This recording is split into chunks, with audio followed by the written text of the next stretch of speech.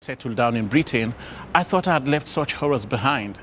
But tonight, I'm investigating gang rape in Britain. I've been shocked to discover that it's happening right here.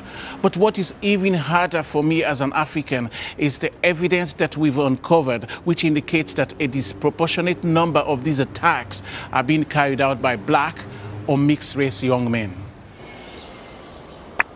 Alerted by two high-profile gang rape cases that saw a total of 13 young men, aged 12 to 19, convicted, we set out to discover just how many other cases there have been in the past 3 years.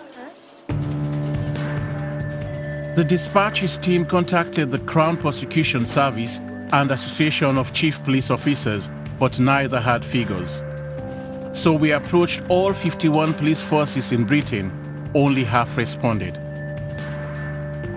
We set out to examine convictions in gang rape cases involving 3 or more perpetrators, all under 25 years old.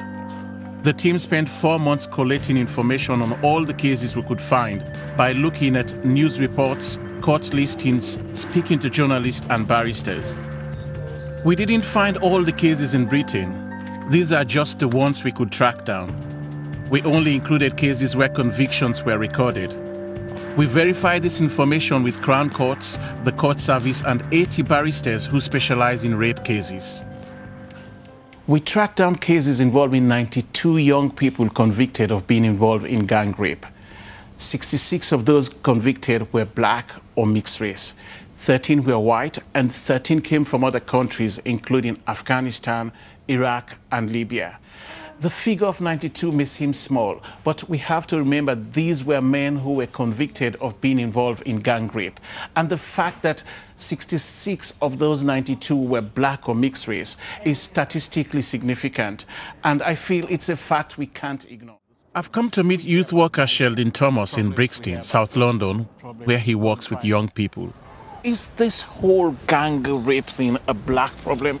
No, I don't think it is, but there is a disproportionate amount of young black boys involved in it. And that is why I am very concerned, because we've got a situation in our community that needs to be addressed. And I don't believe, in my opinion, that we in the community are addressing it. Why not?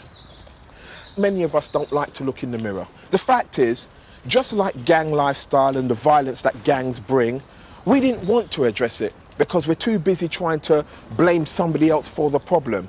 I believe that this situation of gang rape in our community is the same scenario, that it's difficult to address it because then people want to look to blame somebody because, you know, you might have people wanting to blame, oh, it's mother's fault, or it's absent father's fault, or it's the media's fault. We need to put aside all of that and we have to start dealing with some home truths. We've got a generation that look at sex as if it's nothing and disrespecting women as if it's nothing. We've got women who have no confidence in themselves, young girls who think it's okay to sleep with one guy or two guys or possibly 3 or possibly all 3 at the same time, or being forced into doing things that they don't want to do but feel that their peer pressure is pressuring them to do it. These guys are like 13 and 14 and 15, and their actual attitude towards young girls, towards sex, is mind-blowing, because it's actually leaving you with, where's their morals, where's their values? Susan was dating a young North London gang leader. She first got involved in gangs aged just 13 when she was used as a drugs runner. She used to carry a knife and has been stabbed herself. She knows firsthand how gangs intimidate people. Most people think, yeah, if I go to the police, the boys are going to get more angry about it and they're going to come after me. Partly out of fear, partly to fit in with the gang, Susan says she set up girls to be attacked. You'd see the boys and then you'd see me walking next to them. And if they ever had a problem with a girl, they'd call me and I'd be like, yeah, I'll come with my girls and I do something to the girl as well. And there was a couple of times where I actually set the girl up to get raped. In fact, she says she arranged for girls to be gang raped on 2 occasions as a punishment for sleeping with her boyfriend. When you say you've been periods when you actually set up other girls to be raped, how many people would have raped those girls? it would be like about, what, 6 or 7 boys, 8 boys. They call it gang rape, and that was it. Like, boys, whoever was there, who wanted to get involved, like, yeah, I'm on it, I'll come, and that was it. And how would you set them up?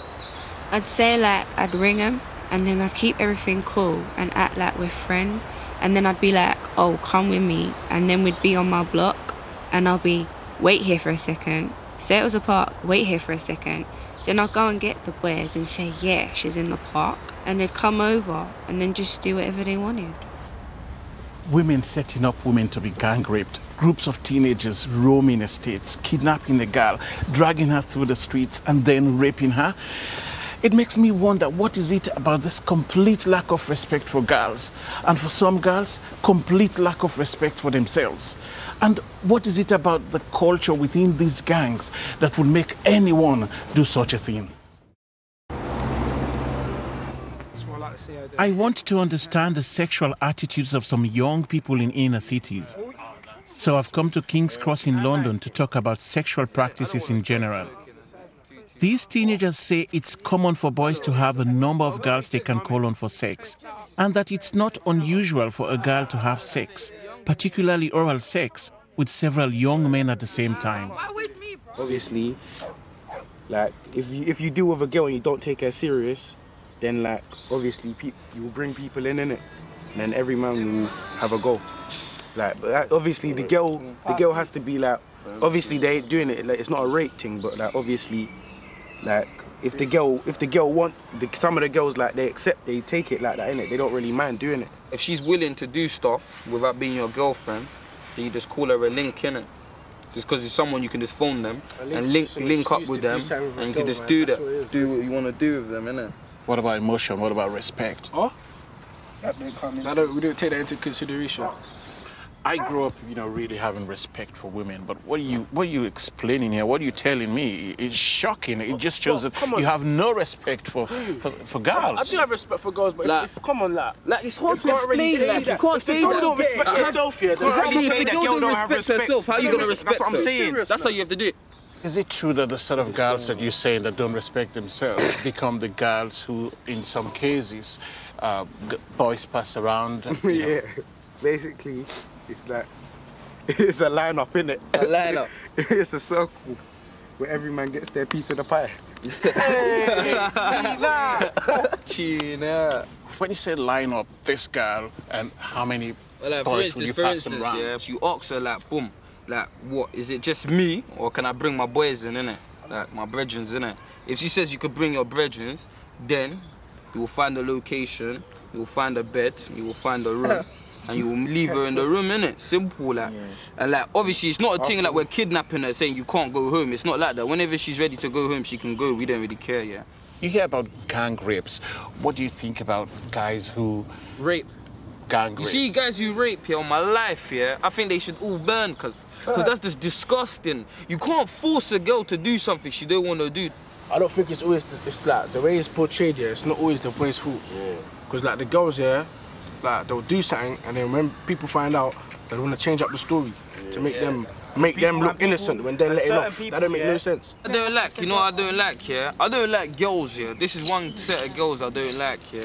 You see when a girl, yeah, comes, for instance, and she's like a line-up girl, like a hoe, yeah? And she comes, yeah, and in her head, yeah, you already spoke to her on the phone, you told her how there's 7 boys, 8, 9, 10, or 11, whatever, yeah, how many boys there is, and they're saying, yeah, they're still coming, they're on it, and then when they get to the location, they do what they said they were gonna do. Fair enough. But then when people start speaking about it, and then word goes around, then they want to say rape. That's one thing I can't take, man. That's annoying.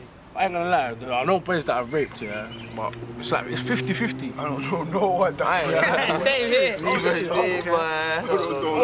That don't make me a rapist, I don't care, innit? I know man them that rape, so I don't give a I mean, I don't care, but, yeah, like, it's 50-50. Because the girls will just change it up. They'll do something, yeah, and then when I find out everyone in their estate knows what they've done, they'll be like, no, they forced me to do it. They'll chat shit and let someone go to jail for that. Come on, man. So it's not always the boys that, it's half and half. What about diseases? What about diseases? That's why you strap up. That's why you strap up, yeah? But obviously, if for instance, then the girl gave you a disease, yeah, then it's a different story again. What happened?